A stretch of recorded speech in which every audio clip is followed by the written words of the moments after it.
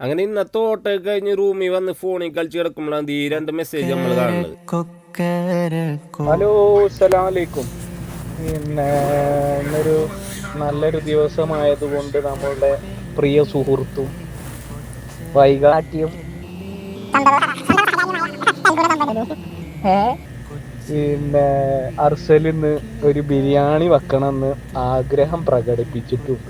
പിന്നൊന്നും നോക്കിയില്ല, എല്ലാത്തിനെയും വണ്ടി പറക്കിട്ടിട്ട് നമ്മൾ നേരെ പോയത് അവരുടെ റൂമിലോട്ടാണ് കേട്ടോ. അവിടെ എത്തിയപ്പോഴത്തേക്കും ബിരിയാണിക്ക് ഏകദേശം സെറ്റ് ആയിട്ടുണ്ടായിരുന്നു. മട്ടൻ ബിരിയാണി, വേറൊന്നും വരില്ല. അത് മട്ടൻ ബിരിയാണി, നാടൻ മട്ടൻ ബിരിയാണി. ഇവരൊക്കെ നമ്മളെ നേരത്തെ ആ മെസ്സേജ് കണ്ടിട്ട് ഫുഡ് കഴിക്കാൻ വേണ്ടി എത്തിയവരാണ് കേട്ടോ. ഇവനാണ് നമ്മളെ വാപ്പ എന്ന് പറഞ്ഞ ചങ്ങാതി. ചെറിയോന്റെ ഒരു സന്തോഷം കണ്ട.